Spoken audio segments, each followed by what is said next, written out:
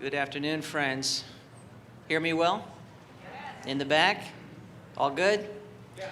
Last night, Dr. Willett mentioned the blind men and the elephant. That seems a good place to start. It was 6 men of Hindustan, to learning much inclined, who went to see the elephant, though all of them were blind, that each by observation might satisfy his mind. The first approached the elephant, and happening to fall against his broad and sturdy side, at once began to bawl, "God bless me, but the elephant is very like a wall."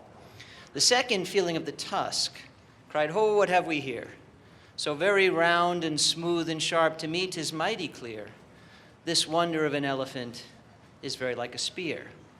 The third approached the animal, and happening to take within his hands the squirming trunk, thus boldly up and spake, "I see," quoth he, "the elephant is very like a snake." The fourth reached out an eager hand and felt about the knee. "What most this wondrous beast is like is mighty plain," quoth he. "'Tis clear enough the elephant is very like a tree." The fifth, who chanced to touch the ear, said, "In the blindest man can tell what this resembles most, deny the fact who can. This marvel of an elephant is very like a fan." The sixth no sooner had begun about the beast to grope, then seizing on the swinging tail that fell within his scope, "I see," quoth he, "the elephant is very like a rope." And so these men of Hindustan disputed loud and long, each in his own opinion exceeding stiff and strong, though each was partly in the right and all were in the wrong. So oft in theologic wars the disputants, I ween, rail on in utter ignorance of what each other mean, and prate about the elephant not one of them has seen. Well, my friends, the diet wars are no better. Now, I apologize in a sense that I didn't show you slides to go with the poem. I have slides to go with the poem. I ordinarily show a full deck of PowerPoint slides to go with my talk, but I'm not doing that here today. I come to you fresh from the front lines of the diet wars, one lesser, one greater. And all I really want to do here this afternoon is speak my timely truths to your collective power, and then let come what may. I want to talk about the lesser diet war, where I was mostly on the sidelines, but I had a front row seat to see what was going on. I want to talk about the greater diet war, where I was a frontline protagonist.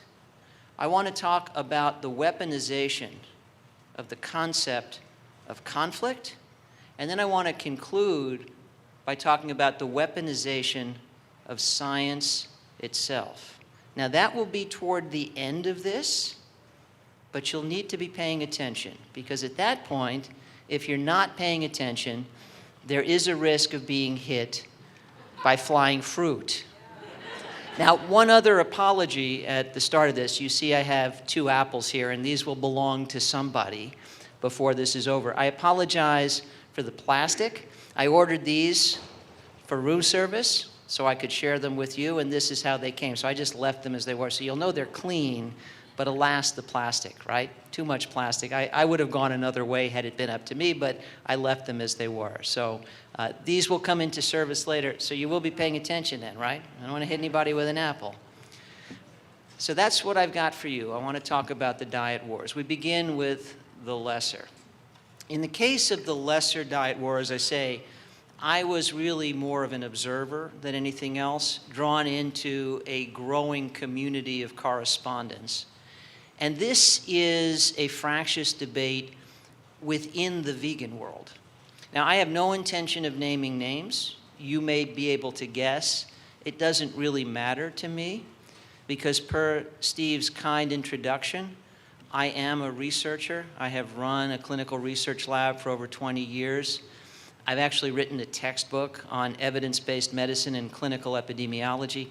I'm a content guy. And that's, I think, a much more reliable place to make a stand anyway, because you know the thing about people? Everybody plays the fool sometime. There's no exception to the rule. Nobody's right all the time. People can be right or they can be wrong, but the weight of evidence is what the weight of the evidence is. And that too shifts over time, but it can be assessed at a given time. So I will focus solely on content. You won't hear me name any names other than my own.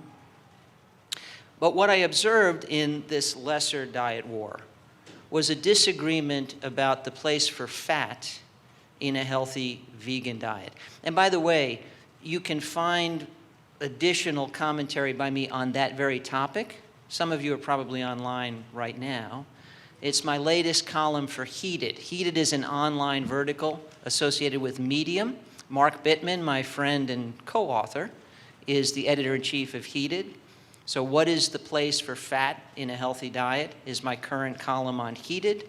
You can find it there. And by the way, since I mentioned Mark, you know, I've got a book that makes a great doorstop out there, The Truth About Food, 750 pages.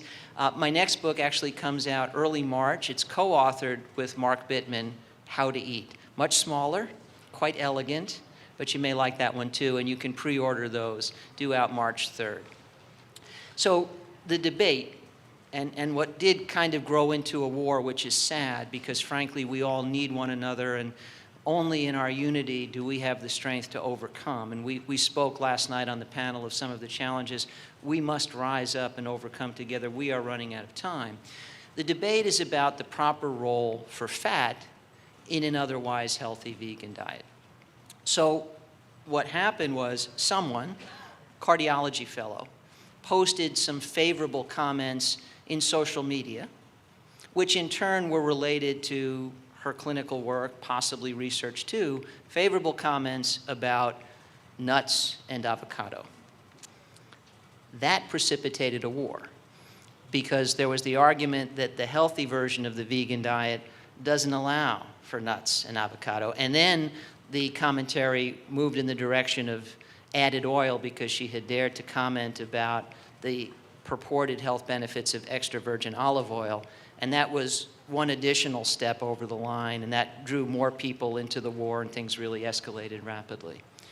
So that's the question then before us in this lesser of the diet wars. What do we know about the place for fat in an optimal diet? I would actually step back, and by the way, I've written 3 editions of a nutrition textbook for health professionals, Nutrition and Clinical Practice. The last edition, the 3rd, came out in 2014, 10,000 scientific citations. Writing a textbook is horrible. Don't do it. It's like going to jail for a while. And foolishly, I've been duped into writing the 4th edition, which is underway now. But I mention this only because when you're obligated, A, to review all the relevant evidence, and B, to bring everything you say before a very diverse jury of your peers, you must do your homework. So those 10,000 citations were the quintessential view from altitude. And around the time the book came out, I was invited by Annual Review of Public Health to write a paper, and the editors gave me the title. It said, here's the title of your paper, Do You Accept the Mission? And the title was, Can We Say What Diet is Best for Health? And my answer, believe it or not, was no as well as yes. If we are talking about knowing with absolute certainty what one specific diet produces the greatest combination of years in life and life in years, we do not have the data to answer the question. Imagine what that study would look like. We would need neonates, let's say immediately after weaning from breast milk. Well, no, let's back up. You see, maternal diet, influences the composition of breast milk. And furthermore, diet during pregnancy influences the in utero environment. So if we're interested in the lifelong effects of diet so we can answer without doubt what diet is best for health, we must randomize pregnant women initially. And we must randomize them to every legitimate contender for the best diet laurels. And we'll come back to this diet war in a minute, but let's say that minimally that includes a low-fat vegan diet, a vegan diet with nuts and seeds allowed, and avocado, maybe a vegan diet with the right kind of added olive oil, and then maybe non-vegan variants too, maybe a pescatarian diet. We had a discussion last night about fish. I would argue that the scientific evidence we have is incomplete and imperfect, but seems to suggest that eating fish is good for people. Two issues. Compared to what? Compared to the typical American diet, hell yeah. Compared to beans and lentils, we don't know. And per my comment last night, we know it's not good for the fish. But we don't know that it's not best for human health to include occasional fish in an otherwise optimal plant-based diet. We don't know that it wouldn't necessarily improve human health to include some small amount of game, the composition of which is radically different from the commercial meat most people eat. Let me give you a quick for instance. If you take an average cut of the average steer and turn that into a steak, about 35% of the calories come from fat, quite high. Most of that fat is saturated, virtually none is omega-3. What the paleoanthropologists tell us is the best approximation of the kind of meat we're actually adapted to eat in the Stone Age would be something like antelope, where 7% of the calories, 1/5, come from fat, almost none of it saturated, and much of it is omega-3. Radically different. Would a diet that is overwhelmingly plant-based, whole foods, but occasionally included antelope, be better or worse? Study hasn't been done. Anyway, back to our regularly scheduled program, we would need to randomize pregnant women to all the diets we think might be contenders for best diet laurels. We'd have to be fair. And then when the babies are born, they'd have to be breastfed all for the same amount of time, from the mothers continuing on the diet. And then when the babies are weaned, they get weaned to the diet they're assigned to, and they have to follow it for all the days of their lives. Now, the days of their lives might be very long because they've all been assigned to variants on the theme of optimal diets. Blue zone variants, let's think of them that way, right? Well, those folks live to be 100 years. So if we're following these different dietary assignments to see who lives the longest and enjoys the greatest vitality, and everybody's doing massively better than most people are today, they're going to live a long time. They're not going to get sick very often. Two problems there. One, the study will have to be 100 years long, which means that the researchers will need to be prepared to pass the baton to their offspring because it will be a multi-generational sequence of researchers. And two, one of the critical elements when you're designing a research study is statistical power. That's the ability to find the difference you're looking for. How big a difference in outcomes, diabetes, heart disease, cancer, stroke, dementia, longevity, mortality, would you expect between an optimal vegan diet with no avocado and a comparably optimal vegan diet with avocado? How big a difference? Pretty damn small, right? They're both massively better than what everybody's eating today. And to whatever extent diet is influencing health outcomes, the differential effects on mortality between those two assignments will be vanishingly small. You know how you detect a vanishingly small difference? Massive sample size. So we don't just need a few pregnant women. We need 1 million pregnant women for this study. 1 million pregnant women randomly assigned to these diets and followed for 100 years. Who wants to sign up?